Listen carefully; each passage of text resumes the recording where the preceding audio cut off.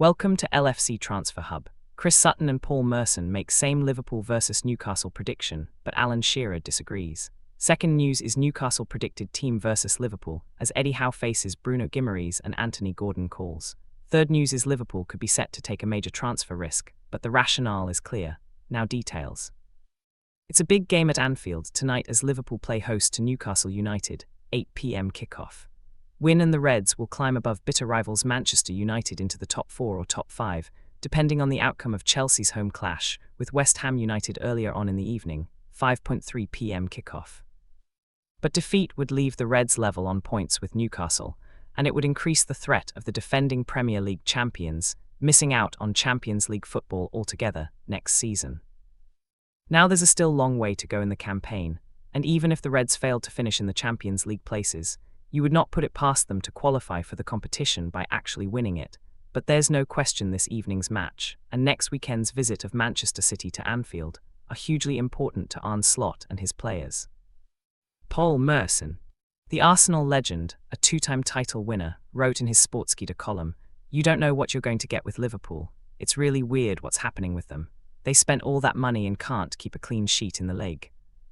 We were sitting here at the start of the season, and when Liverpool bought Alexander Isak, we thought they will run away with the league title. It's quite interesting how it has not panned out that way. If Liverpool fail to finish in the top 4, I think Arne Slot will be gone. Newcastle shock me with how bad they are in away games, but they did well on the road against PSG in the Champions League. I expect Bruno Guimaraes to start this game. This is a hugely important game for Newcastle, and they need him in midfield. Liverpool have had a lot of injury problems this season.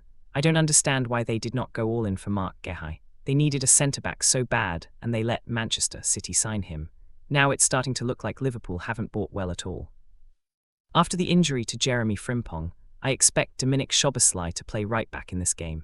Newcastle have strong wide players like Harvey Barnes, Anthony Gordon and Anthony Elanga, so I don't think Liverpool will use Wataru Endo like they did against Qarabag. Szoboszlai is the best available choice at right-back because he has done quite well playing there, but Liverpool haven't been as dominant as they have been in midfield this season. If you take Szoboszlai out of that midfield, you have another big gap to fill there. I'm backing Liverpool to win here, but I'm not really sure why. Maybe because they are playing at home. I honestly can't think of anything else. Chris Sutton, the 1995 Blackburn Rovers title-winning hero, wrote in his BBC Sport column, "I was in Paris to watch Newcastle for 5 Live on Wednesday. They made loads of changes and started badly, but they could have won it in the end. They showed a graphic on Match of the Day on Sunday which underlined how important Bruno Guimaraes is to Newcastle, because basically they don't win when he is not playing. Eddie Howe did not risk his captain against Paris Saint-Germain and will be hoping he is fit enough to start at Anfield, but even if he is, I still fancy Liverpool here." Liverpool walloped Qarabag in midweek, but one of their issues this season has been following up good wins like that in Europe with a similar result in the league the following weekend.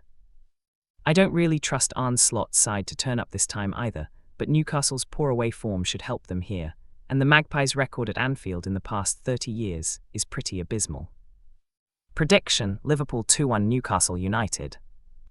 Alan Shearer, the Newcastle legend who won the title at Blackburn with Sutton 31 years ago, wrote in his Betfair column, "It is a huge game for both clubs. Newcastle have to try and put them under as much pressure as possible. I guess there'll be a little bit of feeling spilled over from the northeast side, albeit Isak isn't going to be involved at all." Both teams had decent results in midweek, Liverpool winning by 6, Newcastle going to PSG and getting a draw. With Newcastle's away form, it doesn't fill me with great confidence, but if they can have the same attitude and play very much like they did against PSG, whether Eddie Howe changes the system or not, again, I'll have to wait and see. Newcastle playing away to PSG on Wednesday could have a bigger effect on them than Liverpool playing at home, but what I would say is Eddie Howe did change a lot of personnel around.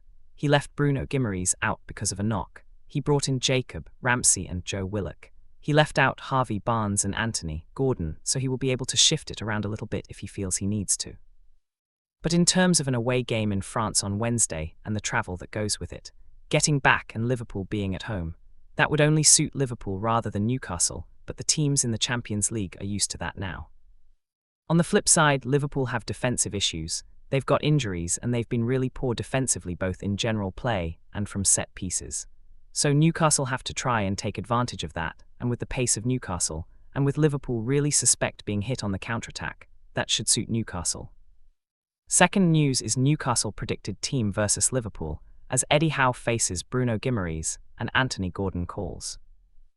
Newcastle United will kick off against Liverpool just 3 points behind in the Premier League standings, making it a crucial clash in the race for the Champions League places. And ahead of the game, Eddie Howe is sweating on the fitness of his captain, Bruno Guimaraes, who sat out the midweek fixture away at PSG, where he was left on the bench. The Brazilian will have a late fitness test. The Magpies lined up in a back three in Paris, but could return to their usual formation at Anfield.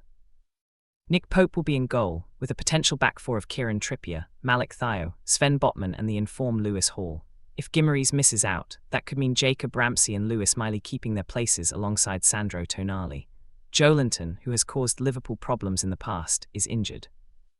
Wingers Anthony Gordon and Harvey Barnes were both left out of the starting Xi in Paris and could come back in here.